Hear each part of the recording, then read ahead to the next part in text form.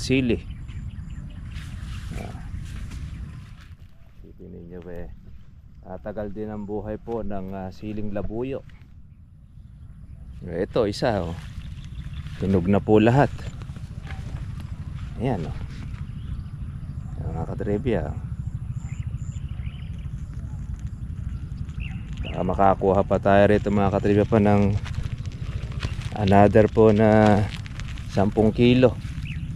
Dahil mahigit 10 kilo na po yung ating napipitas kanina. Meron pa po tayong natitira pa para po bukas. Hindi na po natin mga katribya pinapitas po doon sa ating mamimitas at madamo nga. Pagka nalinis na po,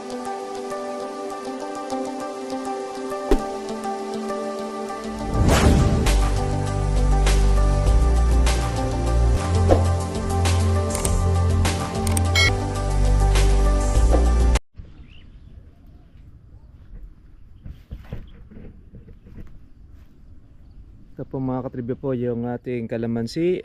Dami na po ng mga sanga, usbong. Yan, spray na po natin ito ng ating herbicide. At marami na rin po mga katribya po tayong hinog na sili. Yan. Yun na po mga katribya po yung ating napitas na sili mula po ang ina. Umulan. Kaya sumbilong muna po tayo. Medyo masakit lang po mga katribya po sa balakang. At siyempre mababa po yung sili natin. Yan. Marami na naman po mga katribya pong hinog. Hindi pa po tayo nakakatapos ng ating pong pitas. Yan yung pong ating in-spray ng damo. Yan, lanta na. Lahat po ng mga malalambot. Yan, madami po mga katribya pong hinog ng ating sili. Isipin ninyo tagal din ang buhay po ng siling labuyo. Ito isa tunog na po lahat. Ayan mga katribya. Baka makakuha pa tayo rito mga katribya pa ng another po na 10 kilo. Dahil mahigit 10 kilo na po yung ating napipitas kanina. Meron pa po tayong natitira pa para po bukas. Hindi na po natin mga katribya pinapitas po doon sa ating mamimitas at madamo nga. Pagka nalinis na po natin ito, ayan, sa susunod na lang po napitasin yung ating matagapitas nito. Bali isa lang naman po pwede naman na siyang mamitas.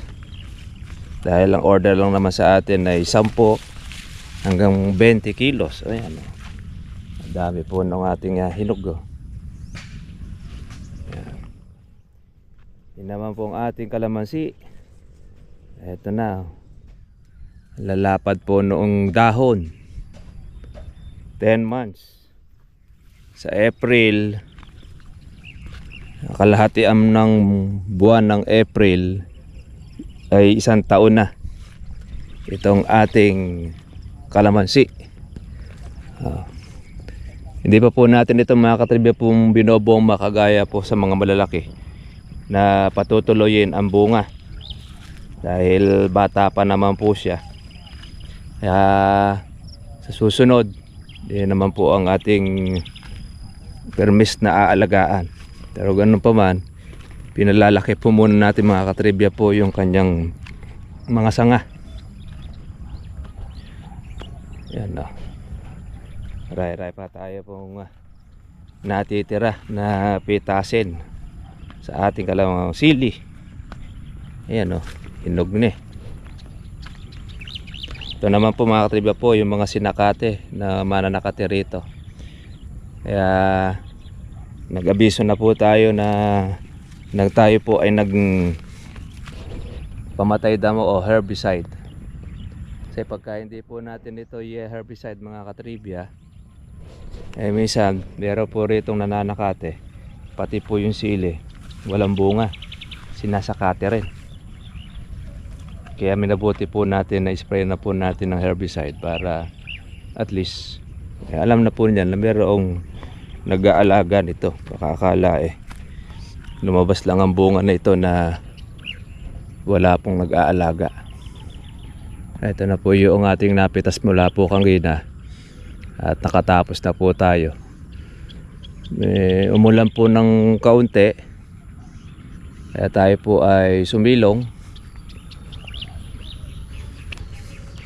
Yung ating pong panigang herbicide na po natin para po mapalitan na lang po ng iba pong tanim. Pero yung ating pong sili, hindi po natin siya herbicide dahil matagal po ang buhay po ng siling Taiwan. Sa tagulan, diyan po nagmamahal po ang presyo po niya. Ito, ni-spray na rin po natin ito ng ating pandamo. Marami na rin pong hinog dito. Yan. Kaya meron pa po tayo mapipitas. Shoutout po sa ating lahat. Tinarip po kay Ma'am Aning. Yan. At kanyang ipinakita ang kanyang kalamansi na nilagyan niya ng organic. Ay napakarami pong bulaklak. Yung kalamansi po ni ni Aling Aning, si Ma'am Aning. Kaya paano mga trivia, tayo po ay uuwi na po muli. At God bless po, kita-kita po tayo po para po bukas para sa next po natin na vlog. Tayo mag-i-spray naman po. Ito yung ating napitas.